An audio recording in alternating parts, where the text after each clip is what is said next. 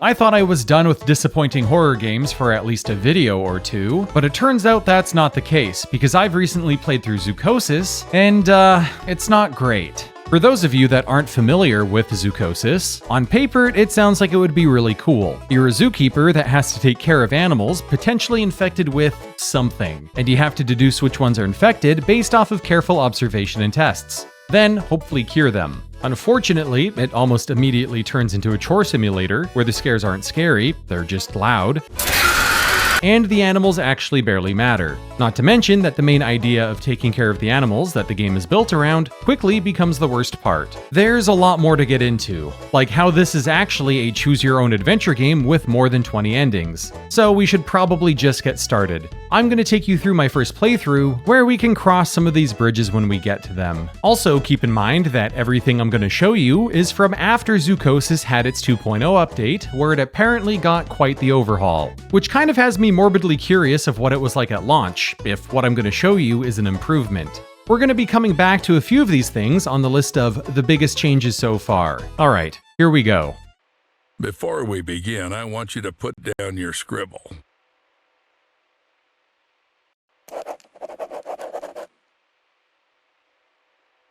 Excellent. You made the right move. Just a couple more things and you'll pull your family out of poverty. I really hope so. Attach this to your chest.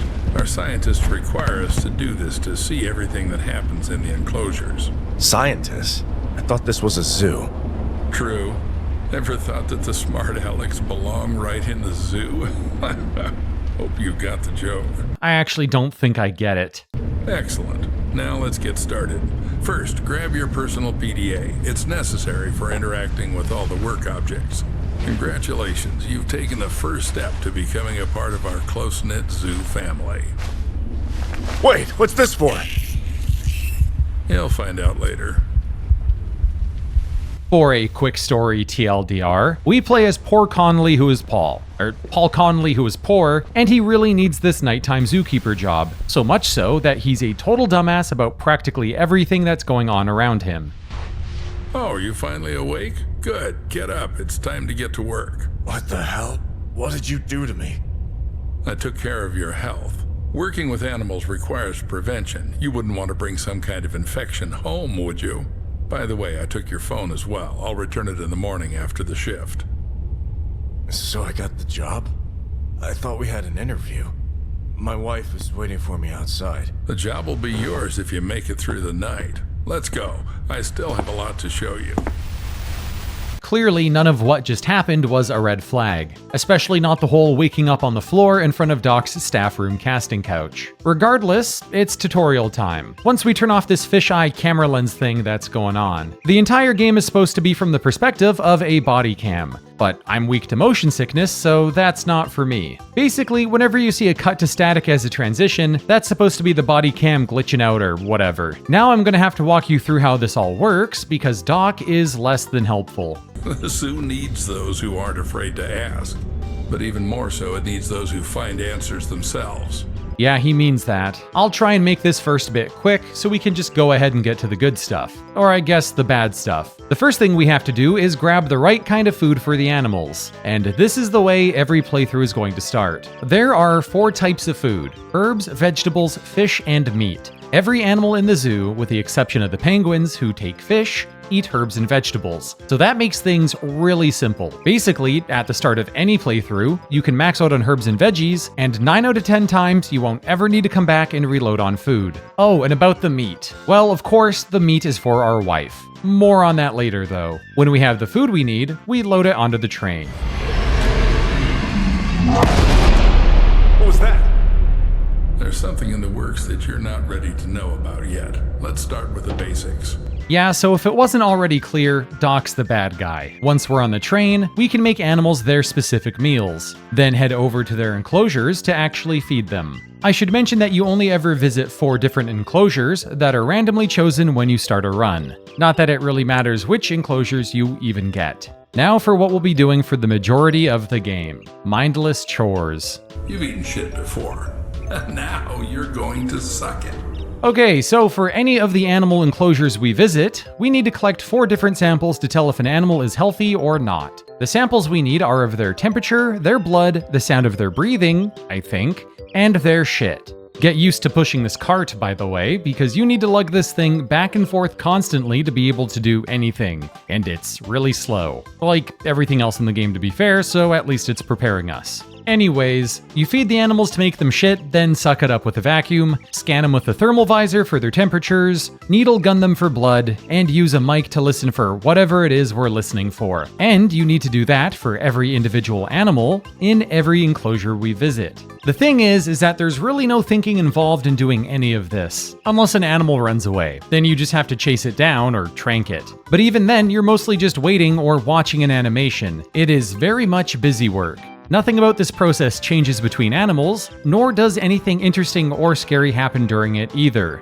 And remember that this is the reworked animal sample collection system. I'm gonna be asking this a few times, but what was it like before? Was it somehow more tedious? Once we have the symptoms, we can go back to the train where we punch them into a computer and create a cure. But we don't use the cure on any of the sick animals. We use it on an animal that has 0 symptoms and instead has goo show up on its fur under a UV light. When we hit the proper animal with the cure, they cough up an alien-looking parasite thing that we then suck up with the vacuum. There's no immediate explanation from Doc on what the hell it is. He's kind of just lurking around during most of this. Paul's also quite relaxed despite seeing that thing. So everything went smoothly? Seems like it. I did this for the first time. Hopefully he'll get better soon. Well, don't doubt that. The idea is that the animal with the parasite is making the others sick, and if we get rid of the parasite, we get rid of the sickness for any affected animals. And that's where the tutorial ends, even though that is quite literally only half the battle. Also, it fucking lied to us. We'll have to worry about all that later though, because now it's cutscene time. Every zookeeper is entitled to a service car. This one's mine. If you perform well tonight, you'll get one in the morning. Are you kidding me? Is that your wife? Should I tell her you're staying here for the night? Keep in mind, I'll lock you in until morning. No problem. I think she'll figure it out and go home soon. As you wish. What the fuck? Good luck, Paul. Don't mess up. Oh, she's gone now.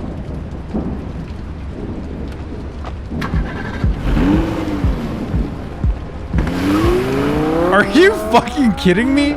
Okay, ignoring the whole car thing, Paul's wife has been standing outside since they got there for the interview. Also, get a load of Doc leaving this out in the open for us to find immediately.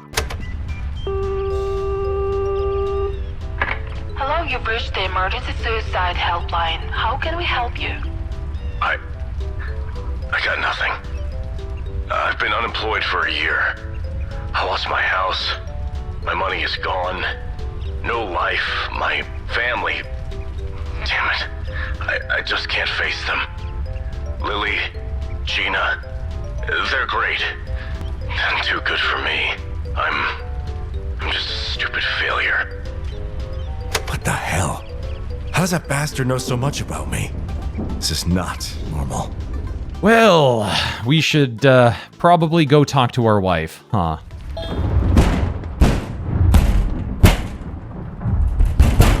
Paul, you entered here who knows how long ago. You're not answering calls. I'm worried. Lily, sweetheart. Sorry. Didn't hear you right away. Everything's okay. They put me on probation, but I had to start immediately. You should just go home. I'll be back in the morning and tell you everything. Paul, but I saw them lock you up. It's not normal. Yeah, it's just protocol here. They took away my phone and made me sign an NDA. And all I have to do is feed and treat the animals. Oh, and by the way, there's plenty of meat here. I want my girls to finally eat normal food. I'll be right back. Don't go away. See, this is what I meant when I said the meat is for our wife. It wasn't some immature innuendo. We're just a really good husband. Damn, this feels like theft. But I guess one time won't hurt.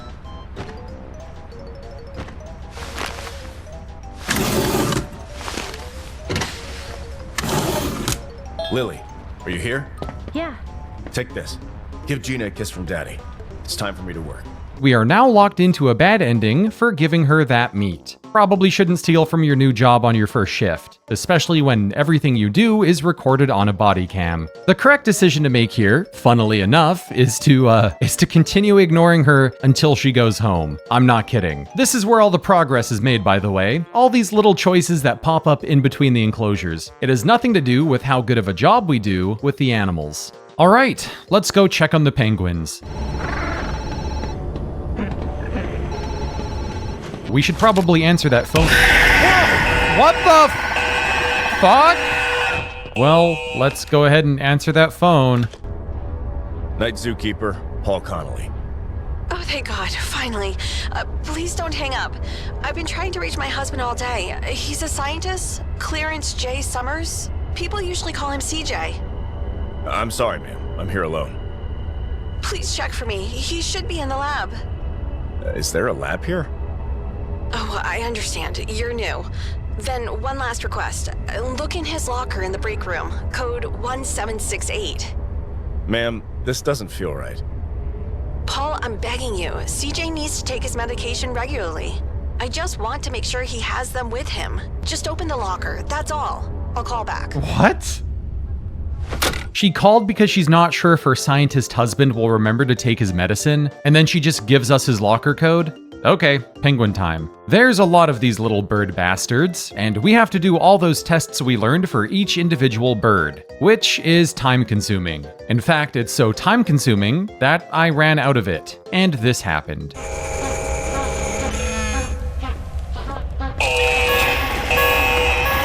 What the fuck does that mean? After a certain amount of time, no matter what you do, you get a boss fight. The animal infected with the parasite will transform. It is unavoidable. That UV light test is pointless. This is also what I meant before when I said the tutorial lied, because you actually can't cure an animal before it turns like it taught us. Trust me, I tried. If you manage to complete all the testing and shoot the proper animal with a cure before it turns, it'll transform anyways, and we still have to fight it.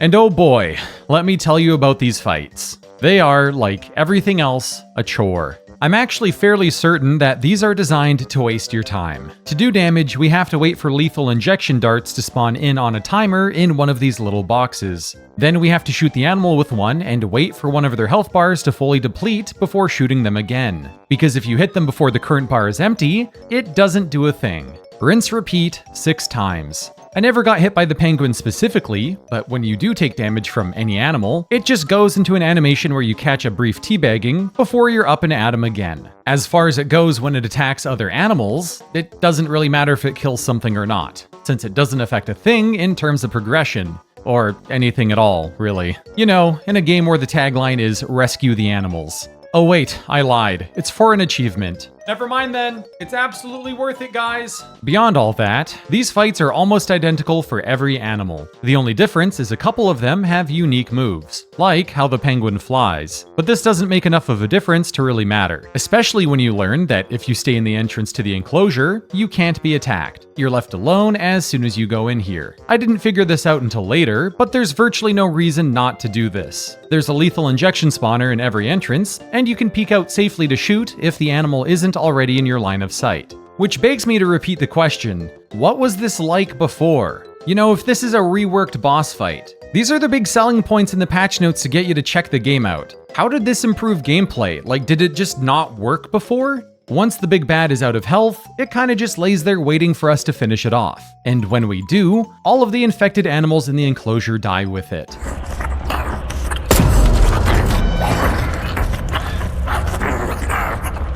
Now you've seen just about everything Zoochosis has to offer, and we're only at the halfway point of my first playthrough. Though, since every enclosure plays out almost exactly the same way, that means I can hurry through the rest of this run. And by hurry, I mean we've got to answer the phone again. Night Zookeeper, Paul Connolly. I'm sorry, ma'am. I haven't had a chance to look around yet. What's with the ma'am? Oh, nothing. A woman called, looking for someone named CJ. Searching for her husband. That bitch again. Although CJ's no saint either, always hanging around some girls, lying to his wife that he's in the lab, and we don't even have labs here. Anyway, forget it. Why am I calling you? There'll be a food delivery soon, and you need to grind some fresh meat. Got it? Yes, sir. Excellent. I'll call you later. Okay, so straight up, I could not find where the delivery was supposed to be, because I had just assumed it'd be at that window where we swapped our wife the meat, and it wasn't. Instead, I opened up that guy's locker we got the code for earlier, looted his shit, and then headed off to the panda enclosure. Oh yeah, so before and or after each enclosure, we get a little scene showing Paul get sicker and sicker from the injection we got at the start of the game. And all that does is lower our max health. The overall implication is that we're dying. Relatable. We can take another look at the list here as well, because the whole mutants get out of enclosures thing is just this.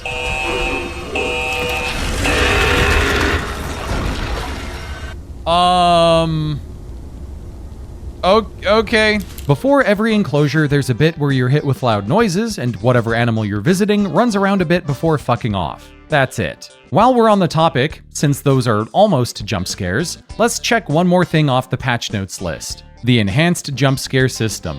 There's a bunch of scripted events that happen at the exact same times and places every playthrough. It usually involves parasites making loud noises and then scurrying off. I'm not so sure what's enhanced about that. Anyways, the panda transforms because of course it does. There's no other option. Man, the transformations feel like a real missed opportunity here because you expect some grotesque body horror thing to happen and instead get the fucking Bleakhaven power up. Hey guys, Future Tony here. I just wanted to point out something I noticed in editing here, and that's that the panda shits itself when it transforms. Okay, back to the video. Generally, I really don't mind how any of the transformed animals look. Most of them are pretty cool, with the exception of the panda. It's kinda given dad body Slender Man. And in case you were wondering, the panda pukes as its unique thing. That's pretty much it. Before the next animal, we end up finding the hand of CJ. He was that scientist whose wife called earlier whose locker we looted. I guess he probably forgot to take those meds after all. With his hand in hand, we can open a door in the staff room that leads down to the lab we were told doesn't exist, where we get another phone call.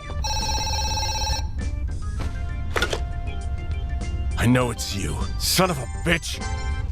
Hey, take it easy, Paul Connolly. What's going on? Like you don't know, you bastard. You think just because I'm poor, I'm an idiot? You infected me with some crap and expect me to die like the animals in your fucking zoo?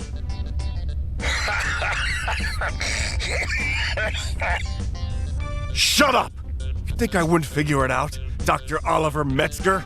You said there was no lab here. So why the hell am I standing in one talking to you now? Oh, Paul, here you go again. Your ass shouldn't be where you are right now. This is a restricted area, not related to the zoo or your duties. And yes, I did inject you with a parasite, but not to harm you, rather to protect you. Without it, your job would be much harder. If you use your head and get through the first night properly, I'll come back in the morning and remove it. You'll get your money after the first shift, and no one will get hurt. Just finish what you started. It's almost over, Paul. Asshole! You think I'll believe a word you say after this? You'll have to, Paul. You're locked in, and I'm the only one who can open the door. Plus, I've got an NDA signed by your own hand, right in front of me. Listen, I'm not so sure an NDA can cover, like, any of the stuff that has happened down here so far. I'm just offering you a way out of this tricky situation, Paul. The choice is yours. Don't worry, I'll be back soon.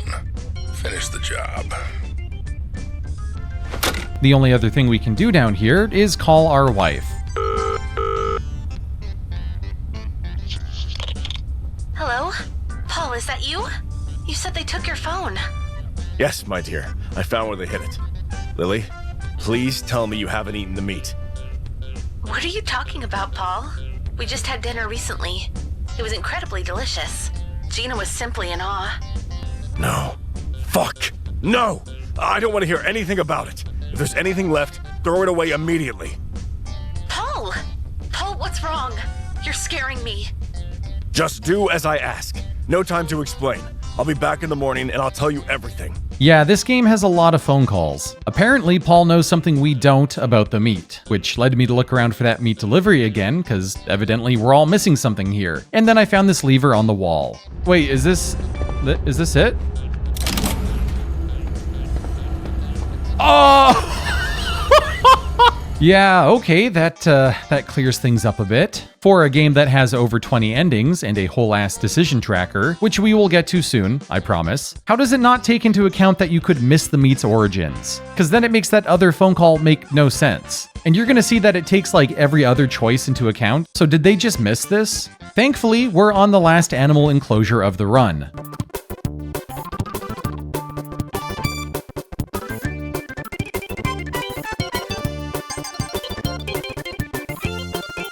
With the final transformed animal dead, that is your average run of Zoochosis. Here's the ending we got.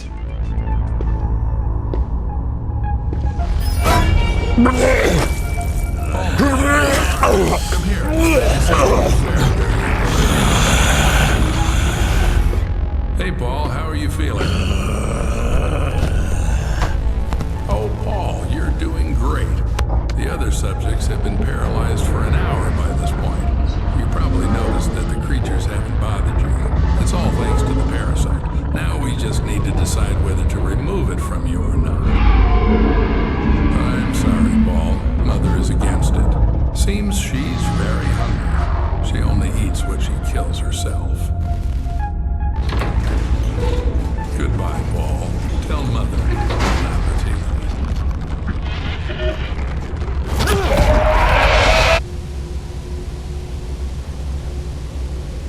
Sweet. Paul didn't save the journal. Who the fuck? From what I've seen, a lot of the endings are similar, as in Doc might say something slightly different before killing us. And as you can see from this massive fucking endings chart, and like I said way earlier, it's all about the choices we made in between trying to treat the animals that decides the ending. Instead of rescue the animals, it's more like answer the goddamn phone. It'd be such a slog to replay this even once to try and see any of the other endings when you know what you're doing is just going to be the same thing over and over again. Like look, we unlocked a bunch of animals, but it's not like they play any differently from each other, so it becomes a matter of trying to speedrun everything in hopes you get a fun or interesting ending. Unfortunately for me, that's exactly what I decided to do. Before we get into that though, I streamed all of this over at twitch.tv/anxiety, just in case you're ever interested in suffering through full playthroughs of stuff like this alongside me sometime. Okay, so there's a couple things we should talk about on the path to getting the good ending. The first thing is curing the transformed animals. Now you might be thinking, Tony, didn't you say the animals don't matter? And they still don't. We just need the parasite alive. Something the game never tells you, and we had to actually look up, is that when the animal is waiting to be killed at the end of a fight, you can use the cure there to save it and the parasite inside. One of the 4 parasites is a female, and we need that one specifically to cook up a poison at the very end of the game. I also want to mention that you can do and or finish all of your testing here as well as make the cure. From what I've seen, the transformed animal will lay there indefinitely, giving you all the time you need. It's kind of confusing because like, what's the point of anything in this game? You're doing all these chores, but there's no reward for getting it done accurately or fast, because you can't preemptively cure the animal to save yourself from a fight. But then if you take too long, you still get the chance to do all the tests and everything anyways, so there's no punishment either. Do you see what I mean? It just doesn't matter what you do. Ugh. The other thing we need to do to get the good ending is make all the right choices. Although, the funniest wrong choice is to not sign the NDA at the start of the game. You just pull a Far Cry and wait long enough for this to happen.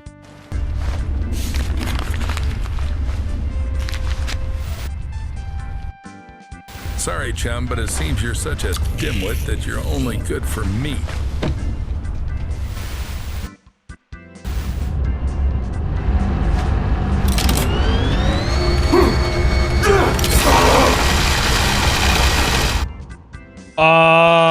Wasn't his wife waiting outside? Honestly, that's gotta be the best ending.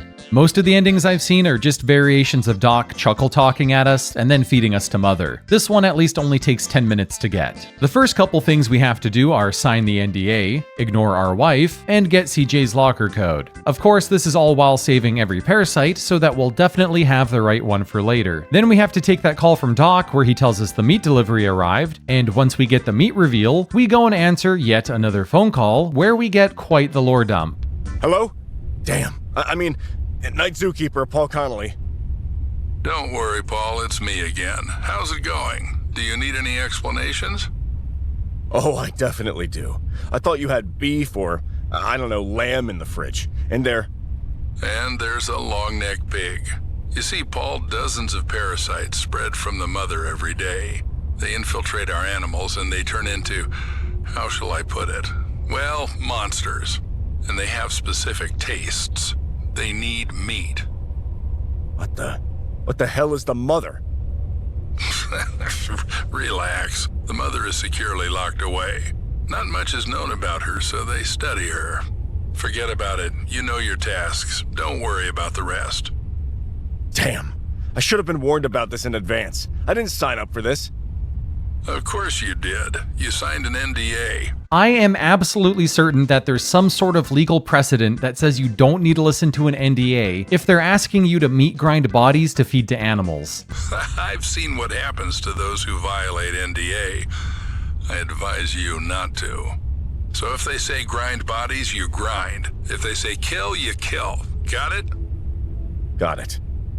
And if by chance you want to tell someone about these little secrets, that would be a direct violation of the NDA, and you'll have to face the consequences of your actions. Now stop whining and get back to work. When we walk back up to the body, this happens. And then Doc calls again. Hello? The night zookeeper, Paul Connolly. Why so grim? Problems? What the hell is going on here? Fuck. I almost threw a live girl into the grinder. Where did she come from? Alive? Well, 20 millixylazine and she's still with us. But fortunately, this problem is easy to solve. Pull the drop lever and the girl will turn into a couple of bricks, just like you've dealt with before. Easy peasy. Fuck! I suspected this place wasn't clean, but why else such big bucks? I can grind a couple of bodies, but I'm not going to get involved in crime and risk my family. Fuck you. Well, no one is asking you. In general, look at your hands. What the hell is this? Did you poison me? Poison? Who do you think I am, a desperate housewife? No, Paul. I infected you. And by the way, I did it for your own good. You see dozens of parasites spread out of the mother every day. They infiltrate our animals, and they transform, to put it mildly. Well, let's say they mutate. What the hell is this damn mother? Not much is known about her, so they study her. But right now, the same parasite is squirming inside you. And if you behave well, they'll take it out. And if not, who knows? Maybe it will be even better for Lily and Gina. Fuck! Okay, first of all, oh no, I didn't poison you, I infected you. Shut the fuck up. You know what he meant. Also, I'm not crazy. He totally repeated himself, right? Why are there back-to-back calls like that with half of the same exposition? Whatever, we saved the girl and her name is Sarah. When we come back later, she's up, and it turns out she's that journalist briefly mentioned in our first ending's epilogue, even though there's no way we could have known that. It's okay. I won't touch you. I'm the night zookeeper, Paul Connolly. And you? Sarah Watkins, investigative journalist for Pine Valley. Thanks for saving me. Too bad I can't return the favor. What do you mean? You probably already know that you've been injected with something, some kind of parasite. You also know something about these parasites. But how do you know? Sorry, bro. Journalists don't reveal their sources. Holy shit, I hate everyone in this game. We let Sarah into the lab, then we call our wife to tell her not to call the police, and then eventually Sarah digs up that CJ made a poison to kill the mother, and all we need is a female parasite to make it. After the last enclosure, we've got the 4 parasites. Can you guess which one is the female? The thing is, to get the mother to take the poison, we need her to eat it. So our last choice is offering Paul up as a snack. Finally, after around 8 hours of trial and error through failed runs and a whole shitload of boring gameplay to get here that you didn't have to suffer through, but I want you to know about, this is the good ending. I'm sure there must be another way. Let's go to the mother's enclosure.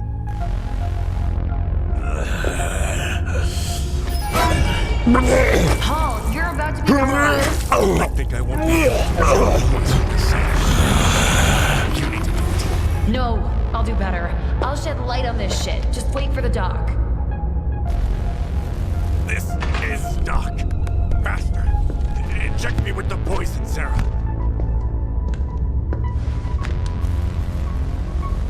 Hey, Paul, what a pleasant surprise. Usually your colleagues pass out in the most unexpected places, but you got paralyzed right next to Mother. Saves me the trouble of dragging you. Yes, Paul, you're right. This is the end. It's just amazing how all of you pathetic losers fall for the promise of success and money. But let's admit it, the only thing you're good for is food. Mother, my girl, it's lunchtime. What the hell? This is for CJ!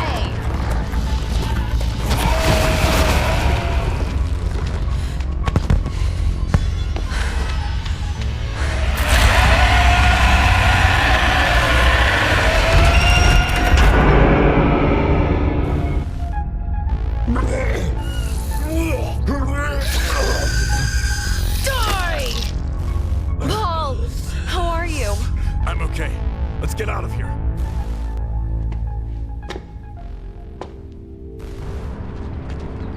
At least that bastard didn't lie about one thing. I survived the night, and now I have this car.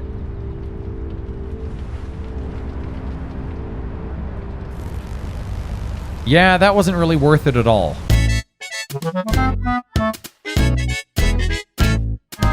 And that's Zoochosis. It's clearly not the worst thing out there, but it's just so goddamn confused over what it's going for that it ends up being really boring, and kind of bad as an extension of that. Boring and bad enough that I wanted to talk about it. I think it has a really cool idea, but obviously really poor execution, especially considering that this is the giant 2.0 overhaul, and that it costs like $30 Canadian. I can't recommend it unless it's on sale, and you really want to spend your time watching Paul suck up animal shit. I feel like if you're looking for a scary job simulator, you might be better off with something like the Mortuary Assistant, where you're at least getting different scares between the repetition. Anyways, it's Q&A time. Friendly reminder that you too can ask me questions if you're a channel member. Any other genre of games you would like to branch out into for content creation?